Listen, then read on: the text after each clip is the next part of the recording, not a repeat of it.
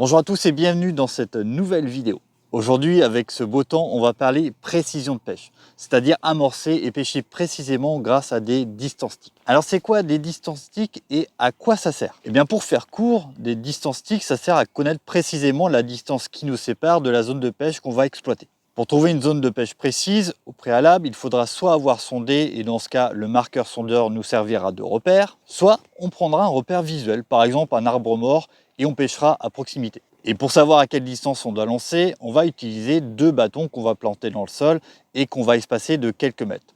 Vous l'aurez compris donc, il s'agit des distance sticks. Le fait d'enrouler le fil autour de ces deux bâtons nous permettra ensuite de connaître précisément le nombre d'allers-retours à effectuer pour atteindre la distance voulue. C'est aussi simple que ça. Et utiliser des distance sticks va nous permettre non seulement de lancer un montage précisément, mais aussi amorcer précisément hausse bombe par exemple, puisqu'il suffira de reprendre le nombre de tours trouvés. Concernant le matériel, il existe des tas de produits différents. De mon côté, j'utilise des distance sticks de premier prix de la marque Mach 2. En fait, je ne voulais pas y mettre cher car le principe est très simple, c'est d'avoir simplement deux bâtons plantés dans le sol qui serviront de repères pour nous donner une distance. Donc si on le souhaite, on peut même prendre deux bouts de bois, mais bon, c'est quand même beaucoup moins pratique. Et c'est donc plutôt une astuce à utiliser lorsqu'on est un peu étourdi et qu'on a oublié ses distance sticks à la maison. Mais sachez qu'il existe des distance sticks faits avec différentes matières plus ou moins résistantes, comme de l'inox ou de l'aluminium par exemple. Il y en a aussi des lumineux quand on pêche la nuit, donc c'est vraiment très pratique. Bref, chacun voit midi à sa porte et sous cette vidéo, je vous mets des liens vers quelques bons produits du marché si vous voulez en acquérir. Voici maintenant quelques règles de base pour l'utilisation des distance sticks. Pour bien les utiliser, dans la mesure du possible bien entendu, il faut s'assurer que le terrain soit propre, dégagé et le plus plat possible. Ça sera beaucoup plus pratique dans ces conditions. Par exemple, on évitera de planter les bâtons sur de l'herbe haute car le fil pourrait se prendre dedans ou sur une pente car ce serait plus inconfortable pour le pêcheur.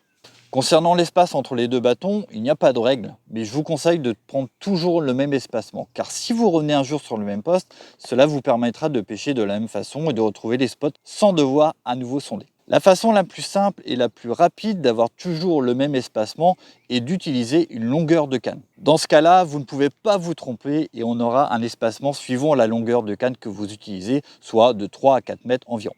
Voilà, maintenant que je vous ai expliqué ce que sont des distance sticks, on va passer à la pratique. Je vais donc vous montrer concrètement comment s'en servir dans deux situations différentes.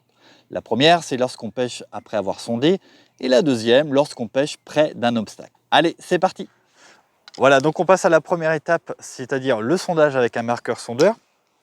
Donc, j'en profite également pour vous rappeler que j'ai ma petite trousse spéciale marqueur sondeur qui vient tout juste d'être sortie sur la boutique. Donc vous voyez là par exemple j'ai trouvé une petite tache de dur. On se dit qu'une petite tache de dur souvent ça peut faire une différence, surtout quand on a un sol qui est assez meuble, assez vaseux. Donc je me dis je vais pêcher là. Mais pour pêcher là j'ai besoin quand même d'avoir beaucoup de précision et de pêcher toujours au même endroit, de déposer toujours au même endroit mon montage. Donc les distance sticks ça va permettre de toujours relancer sur mon marqueur. Donc ce que je vais faire maintenant c'est que je vais simplement installer les distance sticks, prendre le nombre de tours qui me sépare du bouchon et clipper tout simplement pour avoir toujours la même distance. Allez, c'est parti. Donc j'installe mes distance sticks donc sur un terrain plat où l'herbe n'est pas trop haute et où je pourrais avoir un espace derrière pour bien ranger le fil autour. Comme je vous disais tout à l'heure, on va prendre une longueur de canne pour avoir toujours le même espacement. Donc là, c'est des 10 pieds que j'utilise, donc on a un espacement de 3 mètres. Voilà, je mets le deuxième. Donc voilà, à présent j'ai mon espacement de 3 mètres, soit la longueur d'une canne. Ce que je vais faire maintenant, c'est que je vais lancer mon montage sur mon marqueur. Je vais clipper le fil et ensuite compter le nombre de tours que j'ai entre les deux bâtons. Allez, c'est parti.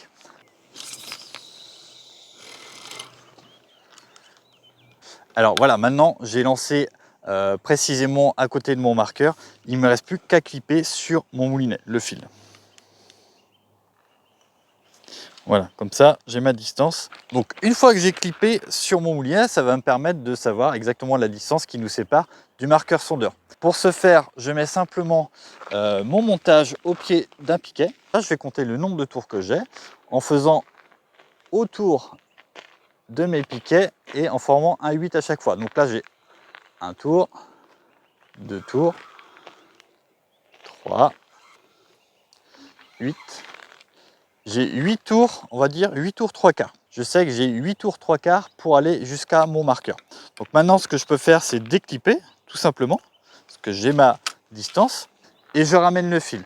Donc pour amener le fil canne haute, et on le retient un petit peu pour qu'il se range bien sur le moulinet.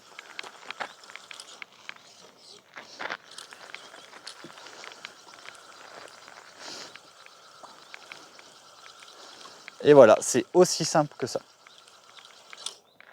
Voilà. Donc à présent, je peux retirer mon marqueur sondeur pour connaître la direction dans laquelle lancer notre montage.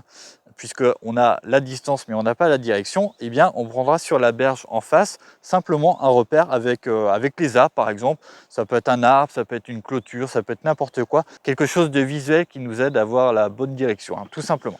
Ok, donc maintenant on vient de voir comment lancer précisément par rapport à un marqueur sondeur, mais il est possible aussi de lancer précisément, et c'est même nécessaire et primordial lorsqu'on pêche près d'un obstacle typique un arbre mort par exemple. Donc pour la journée, il n'y a pas de souci. Par contre, pour la nuit, on aura besoin absolument de connaître la distance qui nous sépare de l'arbre mort. Sinon, bah, on est foutu, on est sûr de lancer dedans, enfin, ou trop long, ou pas assez long.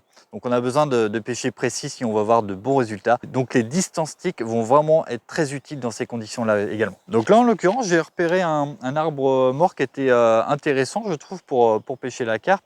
Donc je vais lancer à proximité. Et je vais simplement clipper après. Et après, on verra par rapport aux distances sticks comment ça se passe.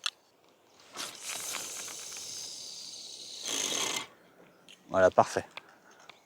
Donc voilà, je viens de lancer à proximité d'un arbre. Ce qu'il faut faire, c'est simplement tendre son fil. Et on fait comme tout à l'heure, on va venir clipper le fil directement sur le moulinet. Voilà. Je ramène et on va faire sur les distances sticks directement. Voilà, donc maintenant, on reprend comme tout à l'heure les distances entre les deux bâtons. Un tour, 2,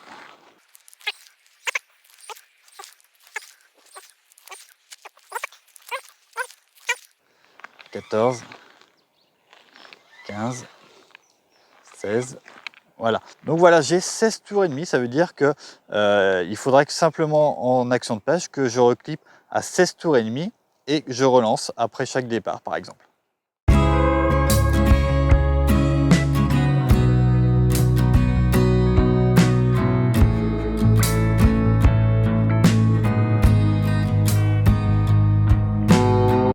Voilà, dernier point que je voulais voir avec vous, c'est qu'on va pouvoir également amorcer avec un bombe, tout simplement en reprenant le nombre de tours qu'on a déjà calculé. J'avais 16 tours et demi sur le spot avec l'arbre mort, et bien je reprends simplement ces 16 tours et demi.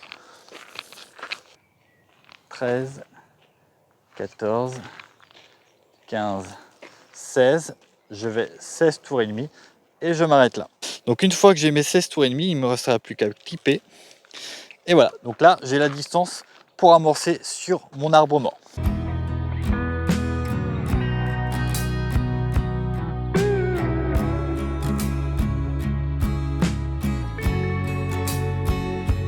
Voilà, cette petite explication sur l'utilisation des distances sticks touche à sa fin.